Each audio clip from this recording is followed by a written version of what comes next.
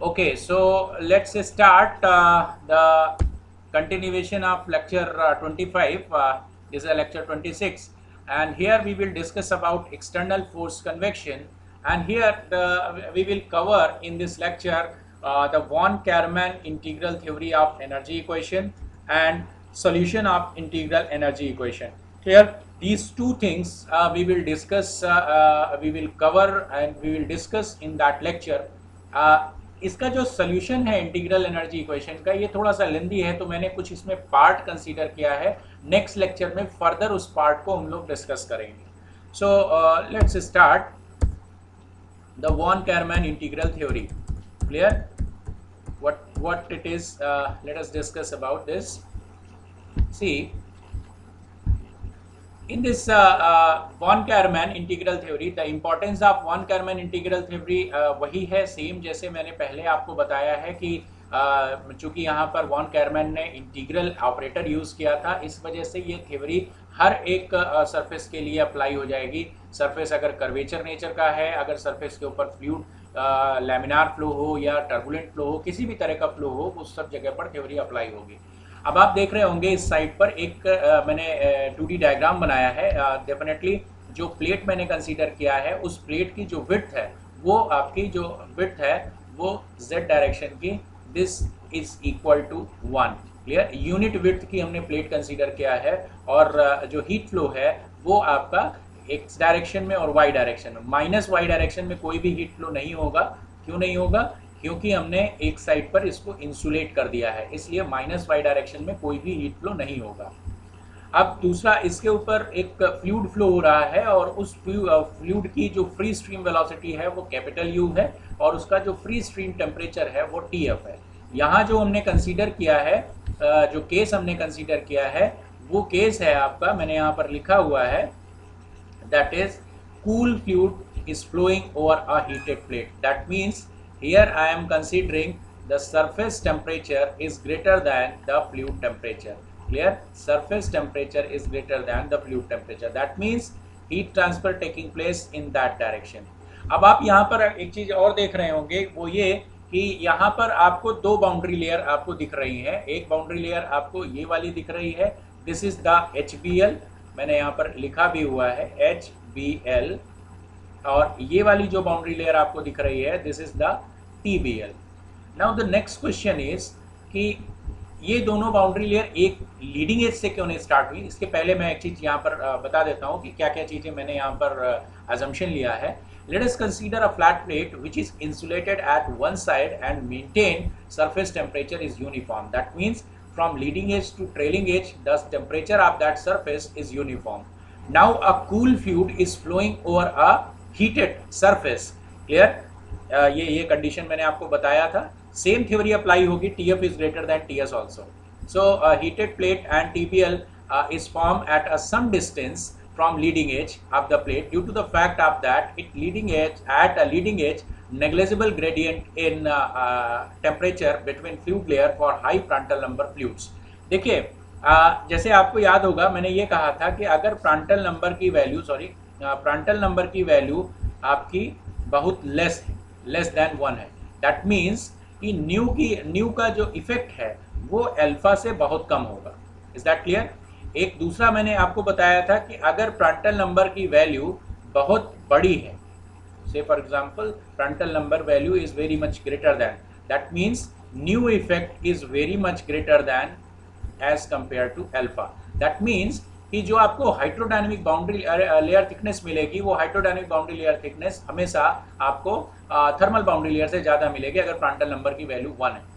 तो अगर Prandtl number की वैल्यू 1 से ज़्यादा है, जो कि मैं यहाँ पर एक जनरल केस की तरह कंसीडर कर रहा हूँ, प्रांटल नंबर 1 की वैल्यू ज़्यादा है, कोई भी ऑयल या जनरली ऑयल गैस कोई भी होगा तो उसमें प्रांटल नंबर की वैल्यू 1 रहती है. स्पेसिफिक गैसेज हैं जिनकी प्रांटल नंबर 1 है, लेकिन वो कंडीशन रेयरली सेटिस्फाई होती है. प्रांटल नंबर ग्रेटर देन 1 है, इसका मतलब ये है कि आपका हाइड्रोडायनेमिक बाउंड्री लेयर तो लीडिंग एज से स्टार्ट हुआ, क्यों, और जो आपका थर्मल बाउंड्री लेयर है वो कुछ डिस्टेंस से, for example this is the x0 distance, इस x0 डिस्टेंस पर जाके स्टार्ट हुआ. The reason is very simple, क्योंकि अगर आप यहाँ पर देखोगे तो चूंकि काइनेमेटिक विस्कोसिटी की वैल्यू ज़्यादा है एज कंपेयर टू अल्फा, तो अगर आपने एनर्जी इक्वेशन में देखा तो एनर्जी इक्वेशन में आपने देखा जो टर्म आए वो del T over del X या del T over del Y क्या है, लेकिन अगर आपने ये टर्म उसमें देखोगे मोमेंटम इक्वेशन में देखोगे तो यही टर्म आपका del U over del X और del U over del Y था, यानी u का चेंज x डायरेक्शन में और u का चेंज y डायरेक्शन में। तो आप जब यहाँ पर काइनेमेटिक विस्कोसिटी की value is very much high as compare to alpha, which simply means कि यहाँ पर विस्कोसिटी जो होगी डायनामिक, क्योंकि nu is equal to nu की वैल्यू क्या होगी, this is mu by rho, clear, this is mu by rho is very much greater than alpha, clear, very much greater than alpha, that means जो आपका मैं बोलूँगा kinematic diffusibility है वो thermal diffusibility से बहुत ज़्यादा है। इसका मतलब ये है कि अगर थर्मल डिफ्यूजिबिलिटी कम है काइनेमेटिक विस्कोसिटी से, काइनेमेटिक डिफ्यूजिबिलिटी से, तो इसका मतलब ये है कि आपका जो एक ग्रेडियंट प्रिपेयर होगा, जो एक टेम्परेचर डिफरेंस प्रिपेयर होगा, वो एग्जैक्टली लीडिंग एज से ना होके कुछ डिस्टेंस आगे होगा। रीजन मैं आपको बार बार यही चीज बता रहा हूं कि न्यू की वैल्यू अल्फा से बहुत ज्यादा है, इसलिए अल्फा का इफेक्ट यानी थर्मल डिफ्यूज जो होगा, जो थर्मल का इफेक्ट आएगा, जो लेयर्स के बीच में टेम्परेचर डिफरेंस आएगा, वो पर्टिकुलर कुछ डिस्टेंस ट्रेवल करने के बाद आएगा, clear, that's why this is the x not distance, और यहाँ से आपने थर्मल बाउंड्री लेयर प्रिपेयर किया।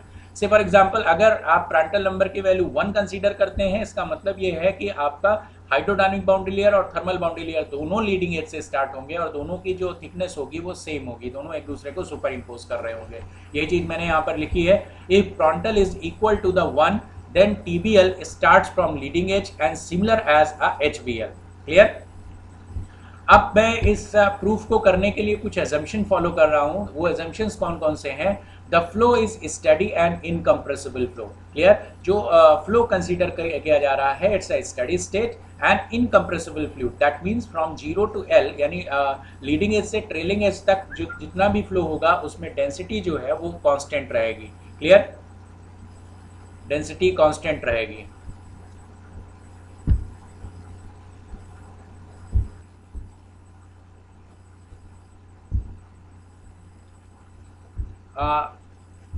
यहाँ हमने क्या किया है, एक फ्लैट प्लेट कंसीडर किया है, this is a flat plate, और इसको एक तरफ मैंने इंसुलेट कर दिया है जिससे आपका जो हीट फ्लो है वो -y डायरेक्शन में कोई भी हीट फ्लो नहीं होगा, this is the -y direction, और यहाँ पर कोई भी हीट फ्लो नहीं कंसीडर किया जाएगा।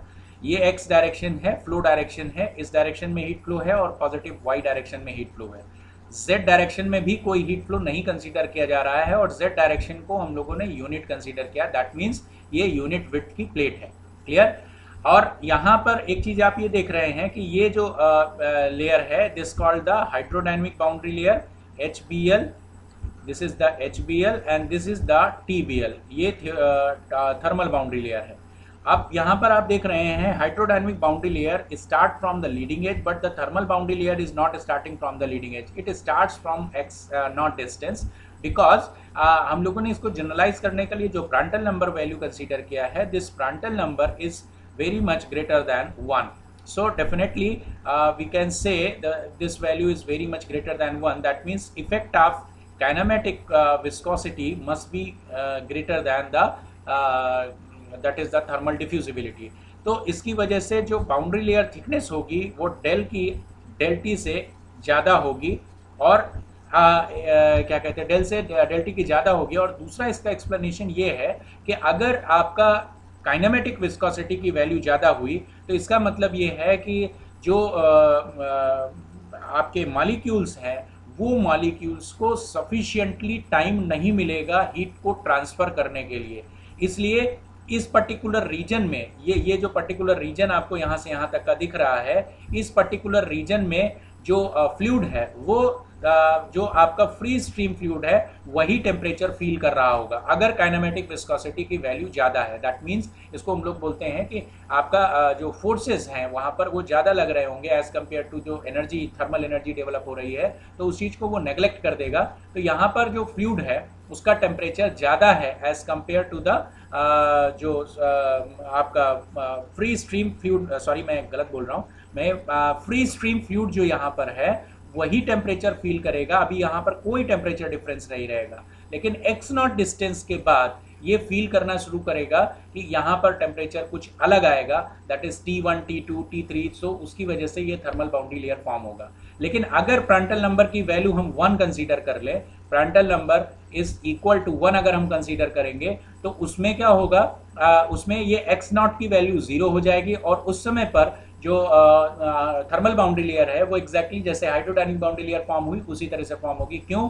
क्योंकि nu is equal to alpha हो जाएगा और उस केस में जो हाइड्रोडायनिक बाउंड्री लेयर की थिकनेस है वो थर्मल बाउंड्री लेयर की थिकनेस के बराबर हो जाएगी। तो कुछ एजम्पशंस हमने इसमें यहाँ पर फॉलो किए हैं। वो कौन कौन से एजम्पशंस हैं? वो एजम्पशंस हैं the flow is study and incompressible flow, यानी पूरा लीडिंग एज से ट्रेलिंग एज के बीच में आपका जितना भी फ्लो होगा वो पूरा का पूरा फ्लो जो है वो लीडिंग एज से ट्रेलिंग एज के बीच में स्टडी स्टेट रहेगा और इनकम्प्रेसिबल फ्लूइड कंसीडर किया जाएगा। क्लियर? तो इनकम्प्रेसिबल मतलब डेंसिटी शुड बी कांस्टेंट। दूसरा, fluid properties are calculated at film temperature which is uniform over the surface. ये चीज मैं पहले भी बता चुका हूँ कि फिल्म टेम्परेचर के बेसिस पे यहाँ पर प्रॉपर्टीज। अब अगला ये चीज ये है कि फिल्म टेम्परेचर पर कौन सी प्रॉपर्टीज कैलकुलेट करेंगे। तो फिल्म टेम्परेचर पर प्रॉपर्टीज आप थर्मल बाउंड्री लेयर, जब जहां से थर्मल बाउंड्री लेयर का फॉर्मेशन हो रहा है, हमारा एरिया जो एनालिसिस का है वो केवल इतना है, यानी क्योंकि थर्मल ये जो आपका फिल्म टेम्परेचर है, फिल्म टेम्परेचर यहाँ पर कोई इफेक्ट नहीं डालेगा, लेकिन यहाँ पर होगा फिल्म टेम्परेचर। वाई? क्योंकि यहाँ पर तो ये जो फील कर रहा है वो टीएफ वैल्यू फील कर रहा है, लेकिन यहाँ पर आपका टीएफ वैल्यू फील नहीं करेगा, इसलिए यहाँ पर हम लोग फिल्म टेम्परेचर निकालेंगे और उस फिल्म टेम्परेचर पर सारी properties that is conductivity of liquid, viscosity of liquid, specific heat of the liquid and density of liquid, ये सारी चीजें आप जो है फिल्म टेम्परेचर पर इस पर्टिकुलर रीजन में जहां पर थर्मल बाउंड्री लेयर फॉर्म हो रही है वहां पर कैलकुलेट करेंगे। दूसरा, conduction between fluid particles in x direction is negligible. ये चीज इंपॉर्टेंट है और ये सेम एक्सप्लेनेशन है जो हमने एनर्जी इक्वेशन को लास्ट क्लास में डिराइव किया था। एक्स डायरेक्शन में चूंकि फ्लो की वेलोसिटी, जो वेलोसिटी ऑफ फ्लूइड है वो बहुत ज़्यादा रहता है, तो उसकी वजह से यहाँ पर क्या होगा कि एक्स डायरेक्शन के जो मॉलिक्यूल्स हैं, यानी एक्स डायरेक्शन में जो रेट ऑफ ट्रांसफर है वो वाई डायरेक्शन से बहुत कम होगा। क्लियर? तो कंडक्शन की वजह से। क्लियर? तो यहाँ पर हम एक्स डायरेक्शन में जो भी कंडक्टिव हीट हो रही है उसको नेग्लेक्ट कर देंगे।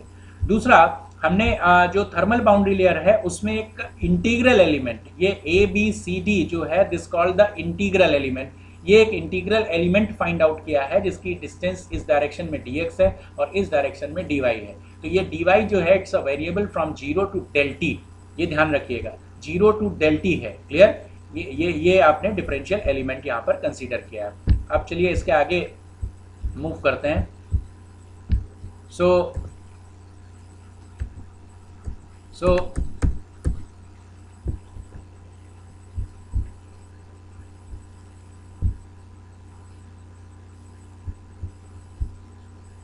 in this one, this is for steady state.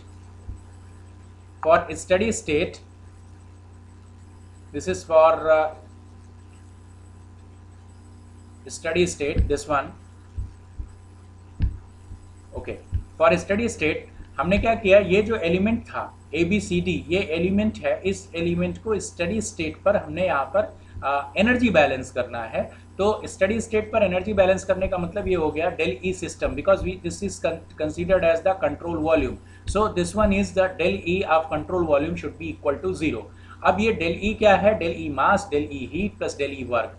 अब एजम्पशन में वहां पर एक चीज मैंने नहीं लिखी है, एजम्पशन में मैं लिख देता हूं कि effect of pressure forces and effect of viscous forces की वजह से जितनी भी एनर्जी डेवलप होगी, जिसको हम लोग वर्क एनर्जी बोलते हैं, क्लियर, वो as compare to the mass energy और as compare to the heat energy is negligible. So by the assumption we consider this value is 0। Clear? यानी इफेक्ट ऑफ प्रेशर और इफेक्ट ऑफ विस्कोसिटी, इन दोनों की वजह से आपका क्या होगा, यहाँ पर हम ये जो हम कंसीडर कर रहे हैं विस्कोसिटी और now what we will do, this one is del is equal to 0, so del E mass plus del E heat plus del E work is equal to 0। तो तो मैंने जैसे आपसे कहा कि आपका जो प्रेशर की वजह से वर्क कंसीडर किया जाएगा, प्रेशर आपको इस डायरेक्शन में, एक्स डायरेक्शन में लगेगा, प्रेशर की वजह से जो वर्क कंसीडर किया जाएगा, और दूसरा जो वर्क विस्कोसिटी की वजह से कंसीडर किया जाएगा, उन दोनों को हम नेग्लेक्ट कर रहे हैं एज कंपेयर टू, वो जीरो नहीं होगा, हम नेग्लेक्ट कर रहे हैं एज कंपेयर टू जो change energy due to mass और एनर्जी ड्यू टू हीट के रिस्पेक्ट में। ओके, अब मैं सिंपल यहाँ पर daily mass plus daily heat is equal to zero, तो मैं थोड़ा सा डिफरेंट वे में इसको कर रहा हूँ। मैं सिंपल लिख रहा हूँ E in is equal to E out at steady state. अब देखिए मैं ये जो इंटीग्रल एलिमेंट आपने कंसीडर किया है, इस इंटीग्रल एलिमेंट को मैं बाहर थोड़ा सा बना रहा हूँ। This one is B, this one is A, this one is A, this one is D, this one is D and this one is C. अब कौन कौन सी एनर्जी ए बी साइड पर आप देखें कौन कौन सी एनर्जी आ रही है, इनपुट एनर्जी। ये यहाँ पर ई, एक तो कौन सी आएगी, मास फ्लो रेट की वजह से, E in due to mass, clear, E in due to mass, clear. यहां से जो आउटफ्लो होगा energy E in, sorry E out due to mass, clear, E out due to mass, ठीक, E out due to mass, यहां पर ये चीज हो गई। दूसरा, अब अगर आप यहां पर देखो सेम जैसे मैंने वहां पर, याद होगा आपको, वॉन करमैन मोमेंटम इक्वेशन में किया था, this is the C dash and this one is considered as B dash, clear. तो जो मास फ्लो रेट यहां पर आया है, ये एग्जैक्टली ये मास फ्लो रेट कहां से आया है, ये वाले से, बी डैश सीट से, क्लियर। तो एक एनर्जी यहां से, एक एनर्जी यहां से आएगी, क्लियर। तो this one is E in, this is E in, ये भी कौन सी है, मास एनर्जी है, ई इन ड्यू टू मास, ये E in due to mass, clear. तो ये एनर्जी भी मास एनर्जी हो गई। तो ए बी डायरेक्शन से और बी सी डायरेक्शन से जो एनर्जी इनपुट हो रही है, वही एनर्जी सी डी डायरेक्शन से बाहर हो रही है ड्यू टू द मास। अब अगर एक्स डायरेक्शन में देखोगे, मैंने ऑलरेडी कंडक्टिव हीट जो है वो नेग्लेक्ट कर दी है, तो आपकी जो इधर से, चूंकि T S is greater then T F है, इसलिए डायरेक्शन ऑफ हीट फ्लो क्या होगा, ये ए डी। यहां से कौन सी हीट है, this is Q conduction, Q conduction, clear. ये भी कौन सी एनर्जी है, this one is E in, this one is E in due to heat, due to heat, clear. तो E in due to heat. अब अगर आप इस डायग्राम को देखें तो इस डायग्राम में आप सिंपल एक स्टडी स्टेट के लिए लगाइए, जितनी भी इनपुट एनर्जी है this should be equal to outflow energy. मैं अलग अलग कैलकुलेट कर ले रहा हूं, मैंने लिखा है यहाँ पर E in due to mass from face A B पर देखिए तो कितना हो गया, मास फ्लो रेट कितना हो गया, 0 टू डेल टी एच। मैंने 0 टू डेल टी एच क्यों किया, 0 टू डेल टी एच इसलिए किया क्योंकि आप यहाँ पर केवल इंटीग्रल एलिमेंट यहाँ से यहाँ पर कंसीडर कर रहे हैं, और रिटार्डेड वेलोसिटी जो है वो 0 टू डेल है, तो जाहिर सी बात है del is greater than del T, clear. Del is greater than del T, that means कि रिटार्डेड वेलोसिटी जो यहाँ पर है वही रिटार्डेड वेलोसिटी यहाँ पर भी होगी, is that clear. So del is greater than del T, so retarded velocity similar दोनों में एक ही रहेगी। तो यहाँ पर 0 टू डेल टी एच लिया और मैंने रो यू डी वाई, तो ये मास फ्लो रेट हो गया, and this mass flow rate is multiplied by C P into T, so this convert into energy, that is a D H.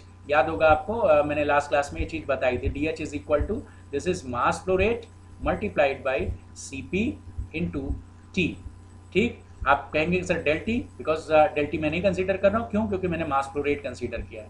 Now अब ई out की अगर बात करेंगे तो dx डिस्टेंस पर ई आउट कितना हो जाएगा, 0 to del T H rho U D Y C P into T plus del over del x, 0 to del T H rho U D Y C P T into D X, clear. ये E out हो गया।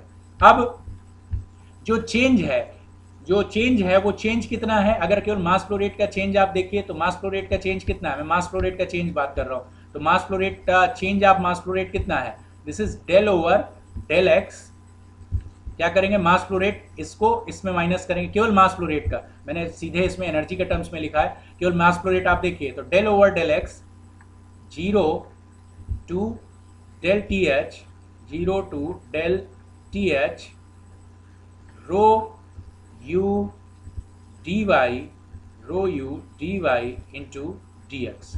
यही तो आपका change of mass flow rate है जो यहां से आया है बी बी डैश सी से। क्लियर, यही तो है। अब आप इसको एनर्जी में जब आप कन्वर्ट करेंगे, देखिए मैंने यहाँ पर ये लिखा हुआ है ई आउट माइनस दिस वन, तो ये थोड़ा सा आपको समझने में दिक्कत हो सकता है कि आप सिंपल इसको इसमें से माइनस करने लगेंगे, लेकिन आप इसको इसमें से माइनस मत करिए, पहले मास फ्लो रेट को माइनस करिए। तो आप मास फ्लो रेट में देखेंगे तो mass flow rate, change of mass flow rate आएगा del over del x 0 to del T H rho U D Y. Clear, rho U D Y into D x, and this must be multiplied by specific heat. और दूसरा, आप अगर यहां पर देखो, जैसे मैंने कहा था, तो यहां पर अगर आप टेम्परेचर देखोगे तो टेम्परेचर क्या है इसका, यहां पर फ्री स्ट्रीम टेम्परेचर है। क्यों? क्योंकि ये थर्मल बाउंड्री लेयर के बाहर है, तो यहां पर जो है वो आपका फ्री स्ट्रीम टेम्परेचर कंसीडर किया जाएगा। तो ये मैंने यहां पर फ्री स्ट्रीम टेम्परेचर कंसीडर किया, this is the T F. Clear, तो ये एनर्जी आपको समझ में आ गई। क्लियर, कि इतनी एनर्जी इसके बराबर होगी, ये दोनों एनर्जी एक दूसरे के बराबर होगी। तो हमने ये जो एनर्जी है ये कितनी है, ये मैंने यहाँ पर लिया है। तो यहाँ पर del over del x 0 to del T H rho U D Y D X is a mass flow rate, change of mass flow rate, and this change of mass flow rate is multiplied by specific heat and the T F. So this is the energy in due to mass from the face BC। इस BC face से इतनी energy आ रही है। दूसरा जो energy एक input और हो रही है वो कंडक्टिव एनर्जी है, कंडक्शन एनर्जी है। और वो कंडक्शन एनर्जी क्यों है? क्योंकि आप यहां पर जो कंसीडर करेंगे वो y is equal to 0 consider करेंगे, और इसके ऊपर की लेयर जो होगी उसके अंदर वेलोसिटी होगी। तो यहां पर जो कंडक्टिविटी है वो लिक्विड की कंसीडर की जाएगी। मैं पहले भी आपको बता चुका हूं कि क्यों मैंने कंडक्टिविटी लिक्विड की कंसीडर किया है, ये आप प्रीवियस लेक्चर में जाके समझ सकते हैं। यहाँ पर input energy due to conduction, चूंकि स्टडी स्टेट है हम फूरियर लॉ लगा सकते हैं। देखिए higher temperature to lower temperature move कर रहा है, इसलिए इसमें हमने वैल्यू लिया माइनस के एरिया। ये एरिया कितना है, dx into 1 multiplied by del T over del Y, क्योंकि y डायरेक्शन में ले रहे हैं at y is equal to 0। तो ये आपका कंसीडर किया। अगर TF is greater than TS होता तो this value should be positive. Clear, क्योंकि आप उस समय पर इस डायरेक्शन में मूव कर रहे होते। Is that clear? तो डायरेक्शन वाइज आप इस चीज को समझिएगा, वहां पर आप आउटफ्लो कर रहे होते हैं। क्लियर, तो आउटफ्लो में वो चीज कंसीडर किया जाता है। चूंकि यहाँ पर इनफ्लो कंसीडर कर रहे हैं इसलिए आप ये नेगेटिव साइन ले रहे हैं from higher temperature to the lower temperature value. Is that clear?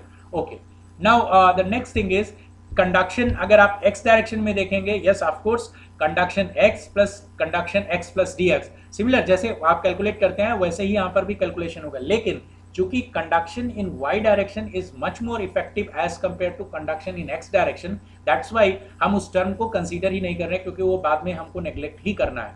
Clear, तो हम ऑलरेडी अजम्पशन में ये चीज लिख चुके हैं, इसलिए इसको हम यहाँ पर कंसीडर नहीं कर रहे हैं। अब देखिए ये सारी वैल्यूज हम जितनी भी इनपुट एनर्जीज हैं उसको आउटफ्लो के बराबर कर देते। तो इनपुट एनर्जी कौन कौन सी है, ये एनर्जी इनपुट एनर्जी है। क्लियर, ये एनर्जी इनपुट एनर्जी है, ये एनर्जी इनपुट एनर्जी है, and this should be equal to the outflow energy.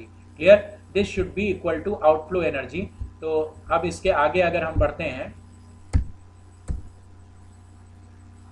So in this one, अब देखिए in this one here I am writing the input energy is equal to the outflow energy.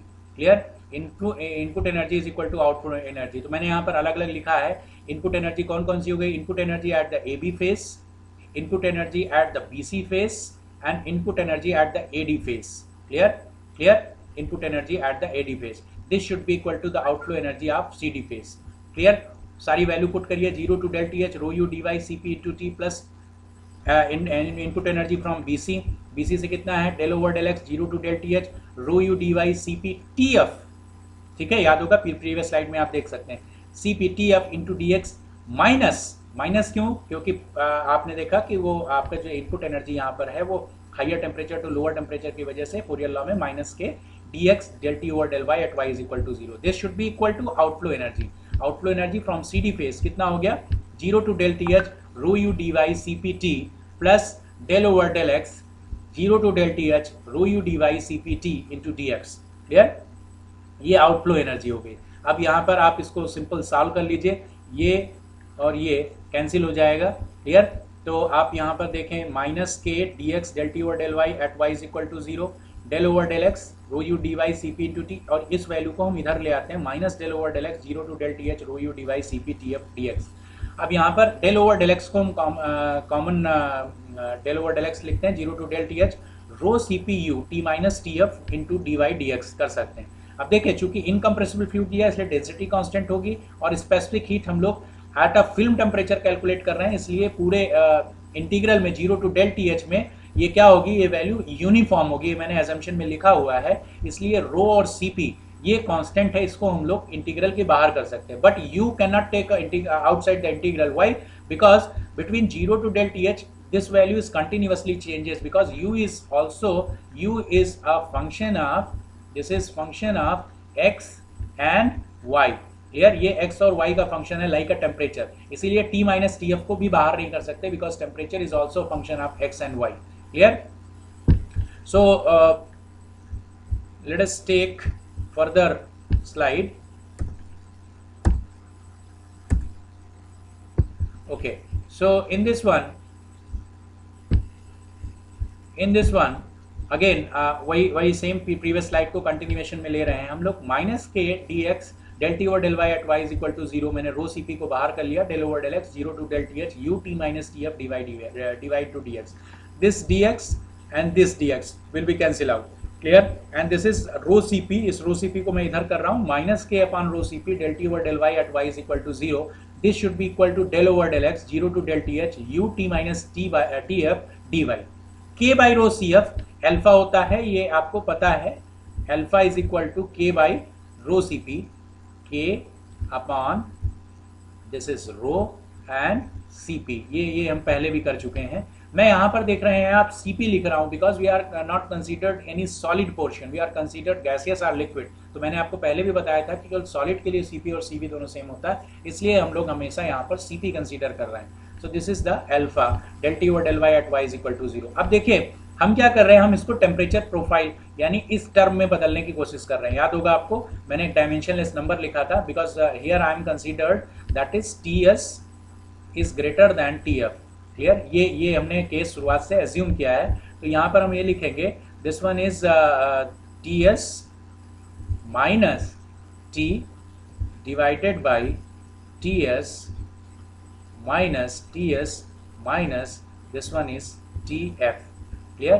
ts minus tf, is that clear? तो ये हमारा एक dimensionless number है, तो हम क्या कर रहे हैं, इस इक्वेशन को भी डायमेंशनलेस नंबर में बदलने की कोशिश कर रहे हैं। तो एक तो डायमेंशनलेस नंबर स्मॉल यू है, तो हमने क्या किया, कैपिटल यू का मल्टीप्लाई और कैपिटल यू का डिवाइड, ये दोनों कर दिया। दूसरा, चूंकि T S minus T F एक कांस्टेंट टर्म है, तो T S minus T F को हमने यहाँ पर मल्टीप्लाई किया और इसमें यहाँ पर डिवाइड कर दिया। अब अगर आप ये देखो टी माइनस टी एफ है, इसमें हमने minus T S plus T S add किया डी वाई। अब देखिए इस एक्सप्रेशन को फर्दर देखिए, u T S minus T F del over del x 0 to del T H small u upon capital u. अब अगर आप यहाँ पर देखो तो ये एग्जैक्टली क्या लिखा हुआ है, this one is T S, this is the T S minus T F. ये अगर इस एक्सप्रेशन को आप देखें तो ये एक्सप्रेशन कुछ इस तरह से लिखी हुई है, that is T S minus T F, this is T S minus T F, this is the one of the bracket, this is minus another bracket is ts minus t here, and this should be divided by ts minus tf here, ts minus tf ये लिखा हुआ है। तो अगर आप इसको divide करेंगे तो this comes 1 minus T S minus T divided by T S minus T F D y.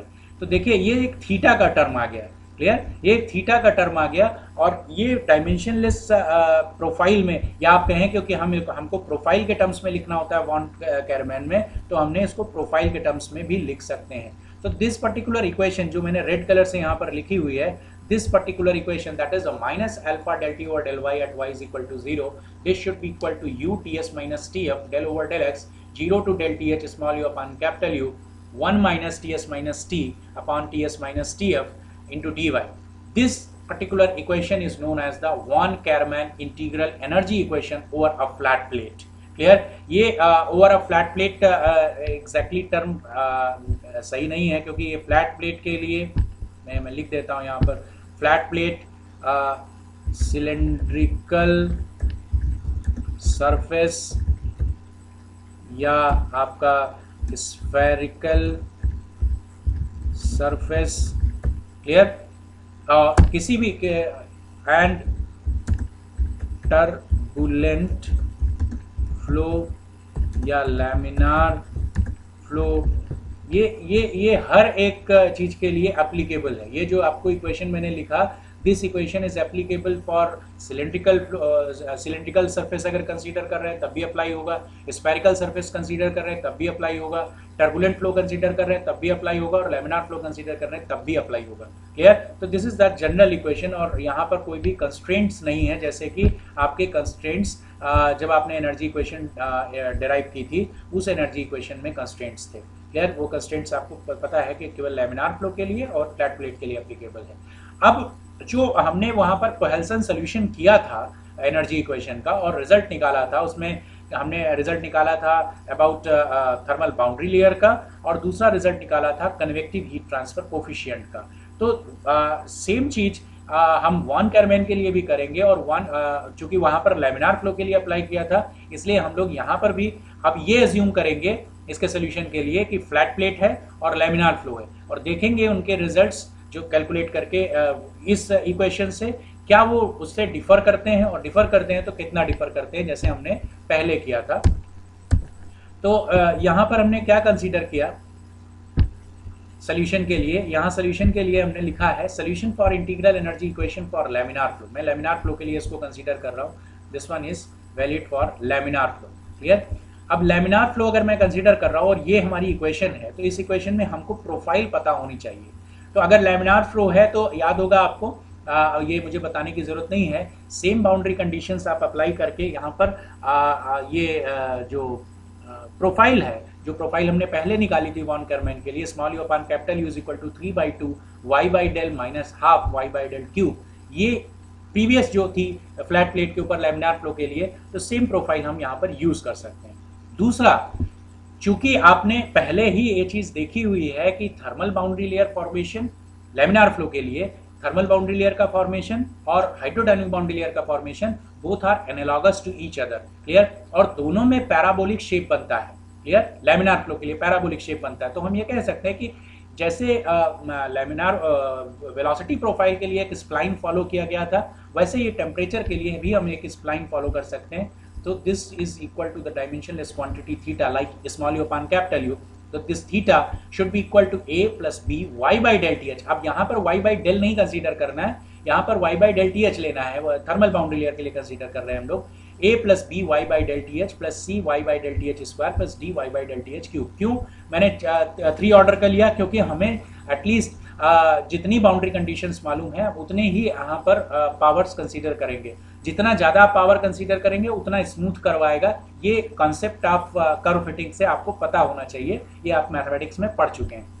तो हाँ, यहाँ पर आप देखेंगे A, B, C, D, these are the 4 constants, so we require 4 boundary conditions. So similar fashion में अगर मैं यहाँ पर एक फ्लैट प्लेट कंसीडर करता हूँ और इसके ऊपर ये लैमिनार फ्लो कंसीडर कर रहा हूँ, तो अगर आप यहाँ पर देखेंगे कि हम यहाँ कंसीडर कर रहे हैं that is TS is greater than TF, ये केस हम कंसीडर कर रहे हैं, तो इसका प्रोफाइल जो है कुछ ऐसा दिखेगा। तो इस प्रोफाइल में टेम्परेचर प्रोफाइल है, this is the temperature profile, और इस टेम्परेचर प्रोफाइल में एट ये डिस्टेंस कौन सी है? This distance is known as the del TH। Clear? Del TH। और ये डायरेक्शन आपकी कौन सी है? सिमिलर फैशन में जैसे वहां पर मैंने एक्सप्लेनेशन दिया था, ये Y है और ये डायरेक्शन है आपकी X। क्लियर? तो यहाँ पर जो स्लोप आप कंसीडर करेंगे, this is del Y by del T। Clear? Del Y by del T which is 90। तो ये वैल्यू किसके बराबर है? इनफाइनाइट, क्योंकि tan 90 इनफाइनाइट की तरफ टेंड करता है। तो del T over del Y कितना हो जाएगा? This is Y is equal to 0। तो at y is equal to del TH, del T over del Y is equal to 0। Similar fashion में अगर आप यहाँ पर देखेंगे तो चूंकि यहाँ पर कोई भी स्लोप नहीं है, ये एक पॉइंट फंक्शन है, तो एक पॉइंट फंक्शन को आप डबल डिफरेंशिएट करेंगे at y is equal to 0, del t over del y is equal to 0, and del t y over del y is equal to 0, so you can say del 2 t over del y square is also is equal to 0. और y is equal to 0 पे t is equal to ts होगा, ये आपको पता है, और y is equal to del th पर y is equal to del th पर t is equal to tf होगा, ये आपको पता है. तो these are the 4 boundary conditions. When we are using these boundary conditions, you can do accordingly. आप अपने हिसाब से इसको करके जरूर देखिएगा कि यहाँ पर अगर ये बाउंड्री कंडीशंस अप्लाई करते हैं तो b इज इक्वल टू 3/2 और d इज इक्वल टू -1/2 और a और c की वैल्यू 0 मिलती है. तो आपको जो बाउंड्री कंडीशन की हेल्प से जब आप इस इक्वेशन में सारे कॉन्स्टेंट्स की वैल्यू पुट करते हैं तो this theta that is ts minus T upon ts minus T of this should be equal to 3/2 y by del th minus half y by del th cube. ये आपको profile मिल जाती है. तो आप यहाँ पर देखो small u upon capital you की प्रोफाइल आपको पता है और आपको ts minus T upon ts minus T F की प्रोफाइल पता है. तो ये दोनों प्रोफाइल आपको पता है, आपको ये इक्वेशंस में पुट करके इंटीग्रेट करके इसको सॉल्व करना है. तो ये मैं आपको एक एज अ होमवर्क दे रहा हूँ कि ये आप करके रखिएगा. हम लोग बाद में इसको करेंगे, ये आप अभी करके रखेंगे. तो आज के लिए अभी इतना ही हम रखते हैं. So we will meet in next lecture further in the next lecture. So and further discussion afterwards.